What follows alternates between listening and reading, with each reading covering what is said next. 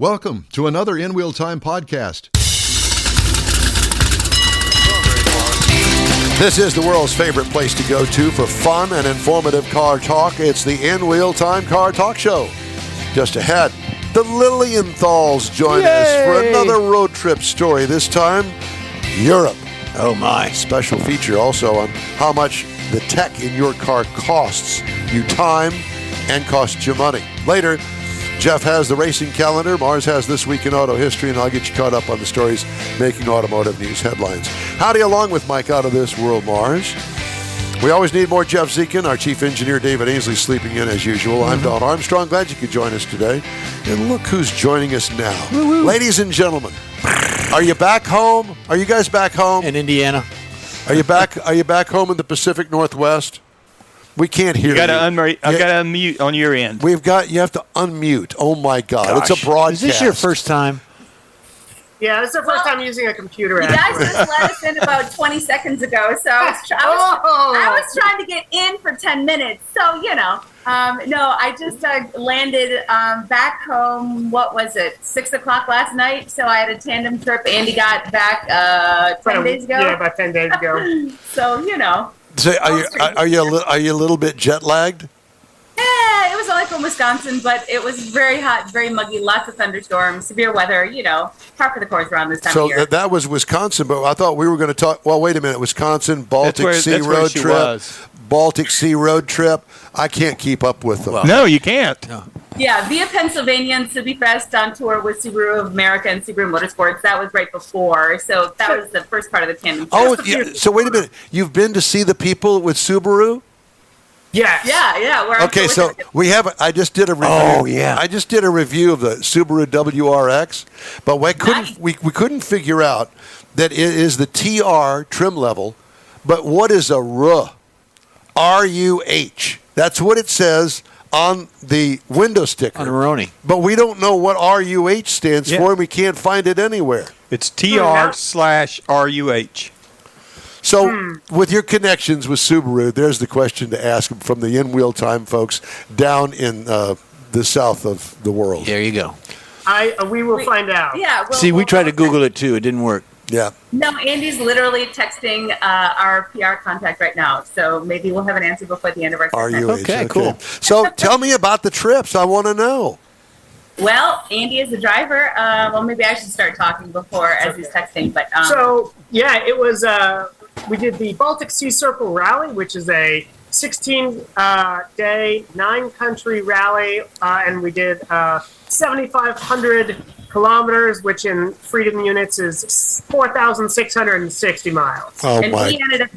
We ended up doing, we clocked ourselves, our own team was 4,771 miles, and we were the only EV team, so the only all-electric team this year.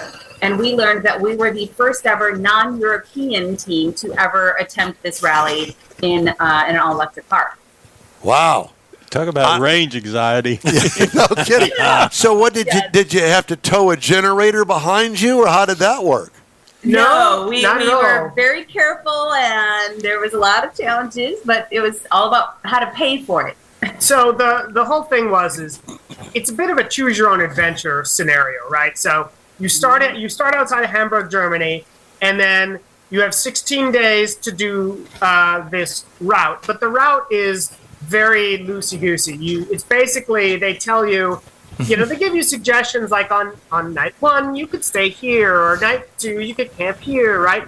But honestly, it's kind of like, all right, we'll see you back in Hamburg in 16 days. Oh, my. And so And it's way different than what we've ever done. Yeah. Not as structured.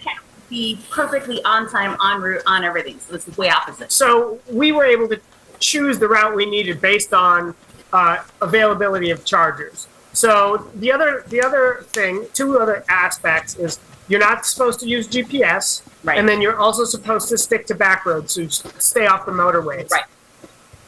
So in an electric car. So you're not using the GPS. How are you finding the charging stations? I mean, is your car allowed to tell you where the charger is? So there's a bit of a leeway with the EVs. I mean, all of the rules are pretty self-enforced. And there's So no they're kind of way- like guidelines. Wait a minute. Yeah. Wait a minute. Do they even have electricity at the Baltic Sea? I mean, it's like, really? You would be surprised. It's pretty. The charging infrastructure in Europe is very good, especially in like Scandinavia.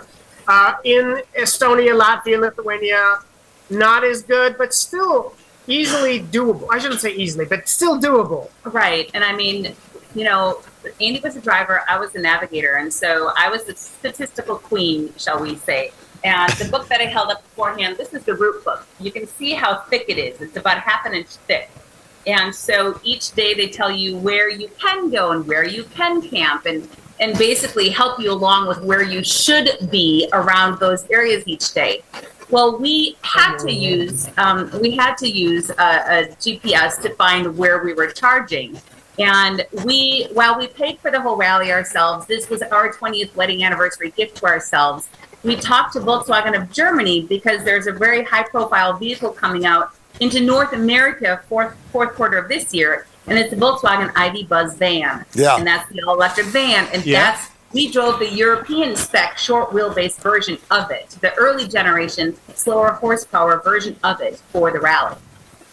How Very cool is good. that? That's very cool. As a side note here, y'all ever fight in the car? Oh yeah. It's like, do, but no, I told you not to turn there. Don't turn there. Oh, yeah. Yeah, it happens. happens.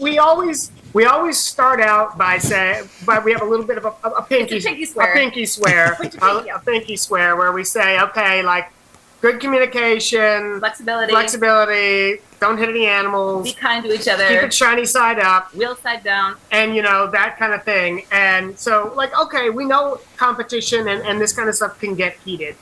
And yeah, we do have arguments every now and then, but we come out the other side. Right. So But you said you were in 9 countries? Yes. 9 countries. So you have to learn the swear words in 9 different languages. Right. Well, and the other thing is another thing that we might have not said yet is we camped along the way. And most of the times we wild camped. So they don't tell you where to camp or hotel or stay with your friends or do whatever. You have to figure all of this out on your own. So, for instance, we've talked with you all about the Alcan 5000 rally that has established motels you stay at every night. Right. You figure all of this out on your own. So here's little old me. Andy's driving on a gravel road heading into Poland going, holy crap, is that the sign for Poland? And I'm looking on my paper maps because you have to, supply your own maps, by the way. Try to think of little old me in Oregon trying to order the latest and greatest paper maps from Estonia, Lithuania, Latvia, and Poland while living in the U.S. That's kind of a feat in itself because that, dear Amazon or dear Google, that's not very friendly at all. But do that, on the fly. I think one of the things that has to be in your favor, you've established these roles. He's the driver. You're going to tell him where to go.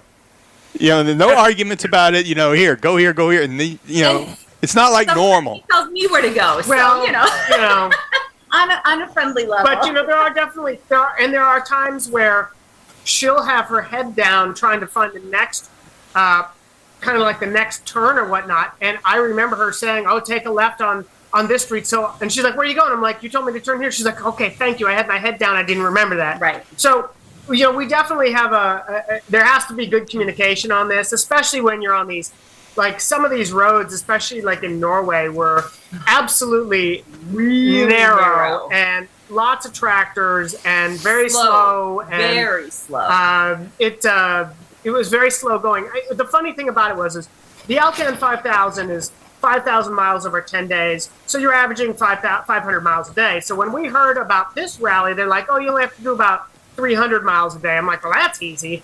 Except what we didn't realize is that the speeds that we were going on these back roads were usually about Half as fast. 40 to 50 miles an hour. Oh, So it my took a gosh. long time to get anywhere. And they were, when there was traffic, it was pretty much like a U.S. version of a one-lane road was their highways, their highway width. And a lot of it was back roads, right? So it's even much slower. And a lot of it was, you had to use paper maps. So that slowed you down. You had to stop a lot. We had to charge a lot. So we woke up on average 4:30 to 5 a.m. when everybody else was sleeping, if we stayed wild camping. Most of the times we were on our own, and we realized that.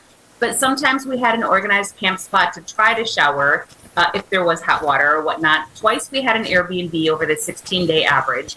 But most of the times, if there was anybody else, they were still fast asleep by the time we left. Because every time we stopped, we knew it was going to be at least half an hour, most likely more than 50 minutes an hour, while they ran in, petroled up, and then left in maybe 15 minutes. So we'd start out, go past everybody, and as we charged, they'd pass us. So we kept up with the pace of the rally, which was the most important part, and we finished. The ID Buzz was actually a great camper van, super comfortable. It handled really well. Did it have the Westphalia label on the back of it? This one did not, but we had a system in the back. It came with this aftermarket system called a cuckoo. And it's a German-made camping module, and it's got a 2-burner stove, a little refrigerator, water, and then it also had a quite comfortable bed that folded out. So we were able to sleep in it. So no Buc-ee's. No Buc-ee's. No Buc-ee's. You wish. No, but I'll tell you what. One of our things that we do, it's sort of this unofficial, unspoken rule is when we travel through different countries, we got to stop at the gas station and try what they've got at the gas station. Oh, God. We tried like the surprisingly good. They had. I'm not a black licorice fan, but I found black licorice that I like. We found chocolate bars that were really good. Interesting. And then here's the other one that kind of was a big surprise to me. Circle K, like the convenience store, is really a big deal in Scandinavia and the Nordic nations. And so good hot dogs at the Circle K in Norway. I heard Scandinavia's got some good gas station sushi. Yeah. You know what? I definitely did not do that, but we did have amazing salmon sandwich at 7-Eleven in Norway. It was unbelievable. It was one beautiful. of the best things we ate the whole trip. Oh my God! It makes my stomach hurt just hearing Thinking those about words. it, yeah. I'll leave it to the Bears. Right, yeah. Versus the inedible stuff that you get served here. Yeah, there were no taquitos that had been on the rollers for 8 hours. So. Yeah. Oh, man. One thing that we might want to add, though, when we were stopping at these convenience stores to charge up or finding these charge stations, the biggest hurdle was not how to charge, because we found the chargers easy enough, most of the times easy enough, and we did a ton of research before we got to Germany to start the rally, and we had, Andy created a huge, extensive document with all the different charging apps, what the companies were, how we downloaded them, and of these companies, which countries they would all charge or have chargers in. With that being said, it was, I think, May. The rally started in June. We said, okay, let's start downloading them on our U.S. phones. All right. After 2 or 3 tries, not going to happen. Not going to happen. Kept saying we were out of the region and we couldn't download the apps. And go ahead. No, and to his testament, we were like dead in the water. So luckily, I'm dual citizen. My sister lives over in Germany, and her nephew had an old iPhone. Our nephew. Her son. Yeah, her son. No arguing. No arguing, you two. Yeah, well, they've got a lot of practice in the car all those Got times. 20 years worth of practice here. There's a lot of pent-up anger here, I can tell. But my nephew, our nephew, her son, had an old iPhone that he was able to loan us. They wiped it, loaded up a new SIM card. We got it all figured out, gave him the document, and he spent days downloading the program, got it all set up with my information, a new free German email address with, under my name, their German address, because I had to have a German base, a German phone, but my information and my credit card to make it work. That's how we paid for it. Yeah, so basically, you can't just pull up to a charger and swipe your credit card like you can in the United States. You have to have the app or like tap credit card thing proprietary app from each one of the charging companies. So, and there are some cards and some apps that will work with multiple charging companies. So the bottom line is this. The charging infrastructure in Europe right now is better than it is in the United States. The downside is you have to have 16 apps. We literally downloaded 16 apps. So here's the in-wheel time tip of the morning. There you go. You guys will become bajillionaires by putting all of that together and then selling that information to those people that are going to go on the Baltic Sea tour. Yeah. Yeah, right. In an EV. Among other things, yeah. And Yeah, we're just going. Somebody's going to go to Poland. They want to go look around in Poland. I bet you your passport's probably fully loaded up. Yeah, right. So the areas we were in, they all have open borders. So there was only one passport stamp, which was Germany, which is where we flew in and out of. So all of those countries have open borders. Before 2022, they did go into Russia. Of course, with the invasion of Ukraine, they stopped doing that. So you take a ferry from Helsinki, Finland to Tallinn, Estonia instead. Right. What was your favorite country? Oh, that's hard to answer. I think for me, as a whole, Norway. Norway was one of the most beautiful places I've ever seen. I have very rarely been somewhere where around, you're driving down and you see, we went, for instance, through Lillehammer, which was the 1994 Winter Olympics. Yep. And, it's just this beautiful area. And, you come around the bend and there's more beautiful areas. And then you go around another bend and you're like, it just doesn't stop. It was absolutely spectacular from tip to tail. I would have to second that. I would think the further north you went for me in Norway, the more I want to go back and visit that whole area. So the northern half for me. Okay, so let's all go. We'll all go together. The five of us. Well, I got to. We need 6. We probably need to bring David. We could just give you about 20 of us. We'll probably about 20 of us. Yeah, and tour bus. It'd be a tour trailer. A tour trailer. Yeah, except on those skinny roads that you're talking about. I love this stuff. So, are you guys got a book and plans for all of this stuff? How are we going to learn all this stuff from you guys? There's so many people that are asking us and have asked us over the last several years to write a book. And, I think with both of us being automotive journalists, we have so many articles about all of our rallies and all of our adventures out there. For me, with the Baltic Sea Circle Rally, we're writing many different articles. There are some that have already been published. I've got one via Autoblog out there. Andy's got a couple. Do you want to talk about your articles? I've got an article on GearJunkie.com about it, and then I have an article in the print edition of OVR magazine coming out. I'll also have a review of the ID Buzz European version, the Road Rally review on the Truth About Cars as well. Well, look, I mean, we all know about Rick Steves, so I'm thinking Lilienthals Adventures. Yeah, maybe. And a great TV show and audio and all of it. Yeah. I like it. We'd love that. I mean, Executive producer Don Armstrong. And then the movie. We'll give you a holler. Yeah, Give me a holler. That's and then the movie. We love you guys. Thank you very much for joining us today. Stay in touch with us. Where's the next adventure going to be? Ooh. Well, we'll let you two argue about it, and then you can let us know. That's it. But we can talk about some things. We have some really cool things coming up for next year that we cannot talk about yet. But for me, I've got a Buick launch coming up in early September that I'm going to be doing. That's embargoed right now, but I'll be on that. And then we're both attending SEMA this year, so we'll be doing that in November. Alcan 5000 coming up next year, as well as a couple other things we can't talk about. hey, call us from SEMA, will you? Yeah, sure. Okay, we'd love to hear from you. Thank you all again. We love you both. Thank you. Y'all take care. Take care. Thank you. Okay. I'm so jealous. I know. Hey, you're on the In Wheel Time Car Talk Show. We're going to take a quick break here, and we'll be right back. I got to load it. You didn't I thought I did load it. What'd you do? I don't know. Jeff did boogered up. It boogered up. Huh. It's having one of those moments. Are you ready now? Yes, sir. Okay. No. I'm not ready. That's the wrong one. We're getting there. Are you? Okay. It is Well, the we're wrong waiting one. for Jeff. Okay, let's wait for me. Talk amongst yourselves. Well, no, because you're next anyway, because you got to do the racing calendar. Yeah. This and, thing is messed up. Here we go. And auto history, we got that going on. We got a lot going on here. Something happening with that. Well, I'll tell you what, computer. Mr. Morris, let's do this. Why don't we do the auto history? And don't worry about the pictures. Just do the auto history because All right. we're running a little short of time. All right, so we'll go through it. So Michael Schumacher, very famous name, was born in 1969 and in Germany.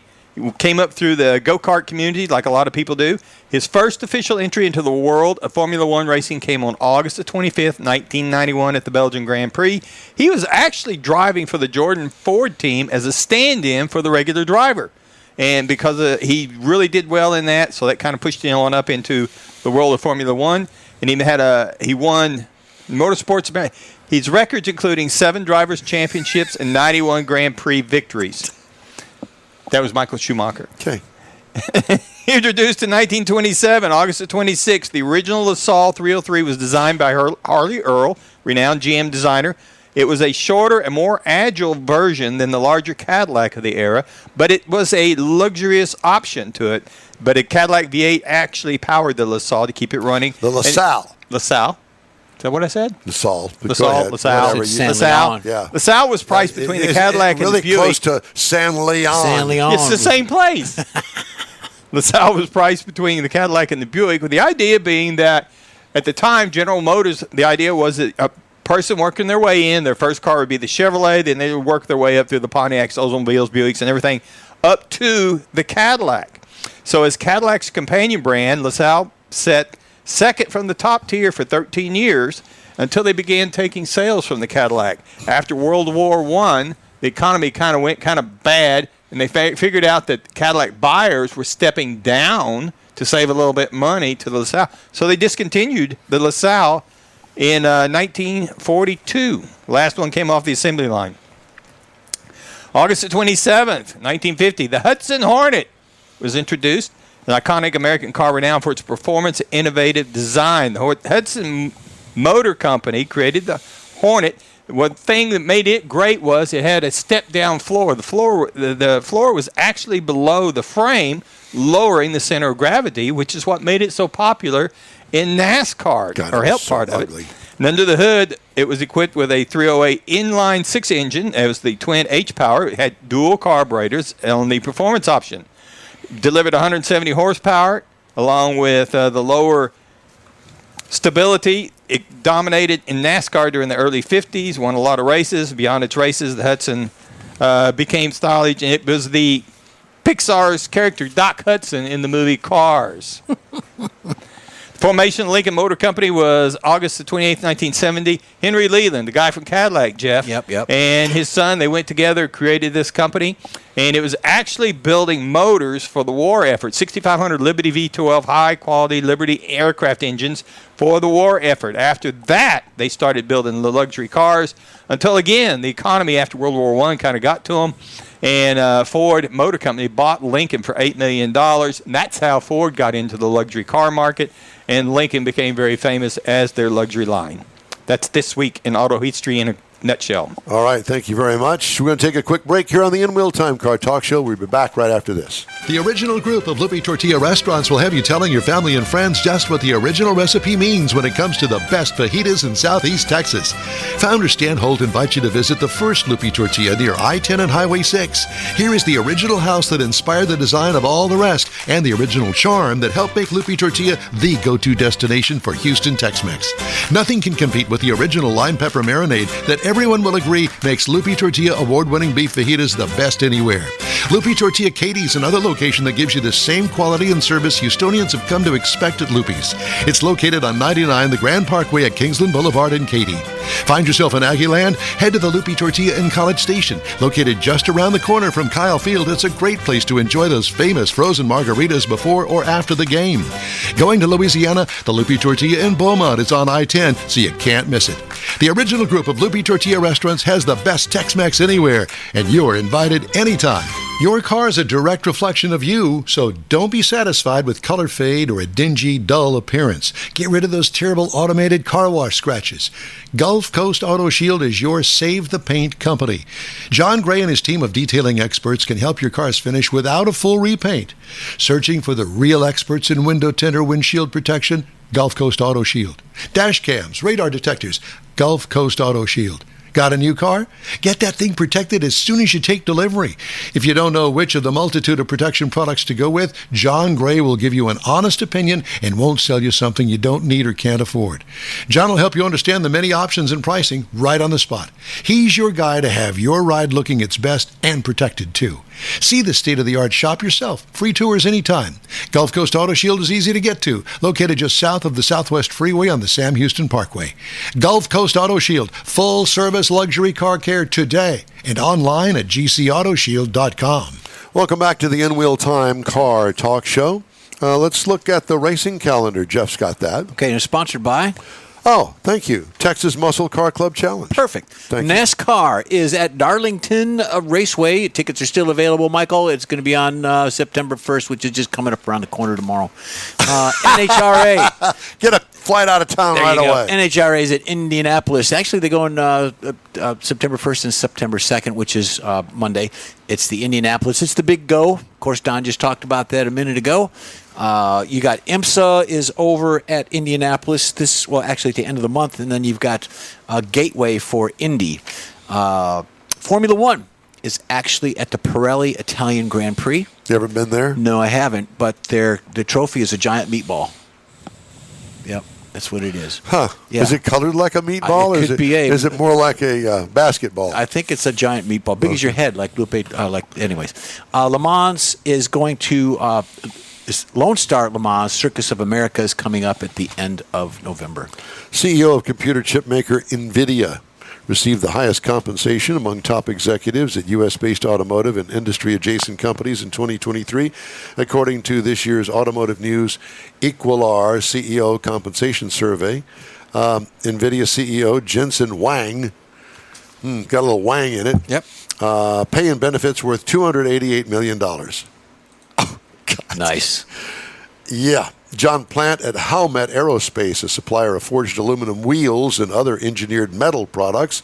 Highest paid CEO in 2023, $117 million in total compensation, 6 times what he got in 2022. Wow. That includes a $1.6 million salary, $5.6 million in bonus and incentive plan compensation, and nearly $110 million in stock award gains. Plant led the separation of Arconic Incorporated into 2 publicly traded companies, Howmet Aerospace and Arconic Corporation. Joseph Ferrero, CEO of rental car agency Avis Budget Group, was the top earner at automotive services companies. His compensation rose 44% to $31.9 million. Yeah, well, he must be the one that's building that car over there in the River Oaks area. I think anyway, so. We're going to take a quick break now, and we'll be back right after this. Stay with us. Pro-Am Auto Accessories has been serving Houston's auto enthusiasts since 1984, providing world-class products for sports cars, European sedans, and American muscle. Pro-Am is known as the place to go to find exclusive and hard-to-find parts and accessories. Pro-Am is one of the very first distributors in the USA for brands such as Recaro, Redline, Momo, Corbo, and Simpson. Located in the heart of Houston's premier retail and service corridor, the Galleria area, Pro-Am's walk-in storefront includes an 8,000-square-foot warehouse, showroom, and installation bays. Pro-Am not only sells parts and accessories, but also offers installation and service. Pro-Am is now reaching a worldwide audience through Pro-Am.com, taking its local reputation to the rest of the world. At Pro-Am Auto, you'll be dealing with a small group of professionals who truly want to help you with your automotive needs. If you don't see what you're looking for on the website, call and Pro-Am will lend you a hand. Pro-Am Auto, 6125 Richmond at Green Ridge in Houston's Galleria area. Call them at 713-781-7755. The award-winning In Wheel Time Car Talk Show brings you great guest interviews each week from manufacturers and suppliers to the aftermarket, racers, enthusiasts, and other friends just like you and me who love to talk about all things automotive. The In Wheel Time Car Talk Show takes it to the road, too, with remotes at Tailpipes and Tacos, Woody's Waterfront Car Show, and the Hemi Hideout. In Wheel Time's live video and audio stream can be found on the iHeartRadio app, YouTube, Facebook, and InWheelTime.com every Saturday, 10 a.m. to noon Central Time, or grab a podcast anytime from your favorite podcast provider. Well, time flies, I know. as they say. It's a good show. A lot of good guests. We did. Yeah, thank you, the Michael. Lilienthals. Yeah. Now, that's So it for this week's In Wheel Time Car Talk Show. Be sure and check out our website, InWheelTime.com. Follow us on Facebook. Give us a like. Tell your car friends about us and share our stuff. We'll keep you connected to all things automotive all week long. We'd love to hear from you. Our email address is info@inwheeltime.com. If you want, you can use fingers or hands. Put them on a video, send it to us, and we'll share it with our friends over the air. Oh, and send some video of your hot rod, too. Absolutely. When you're looking for award-winning car talk, you can find the In Real Time Car Talk Show 24/7 on the iHeartRadio app. Grab a podcast anytime from your favorite podcast provider. And don't forget, we live stream this show on Facebook, YouTube, and InWheelTime.com every Saturday from 10 to noon Central Time. The In-Wheel Time video technical director is we need more Jeff Zekin for booking agent, video editor, and people finder Mike Out of This World Mars, and chief engineer David Ainsley. I'm Don Armstrong. We hope you join us next week here on the In-Wheel Time Car Talk Show, Saturday, September 7th, 10 to noon Central, on all of our In-Wheel Time Car Talk outlets. Stay cool. Have a great weekend.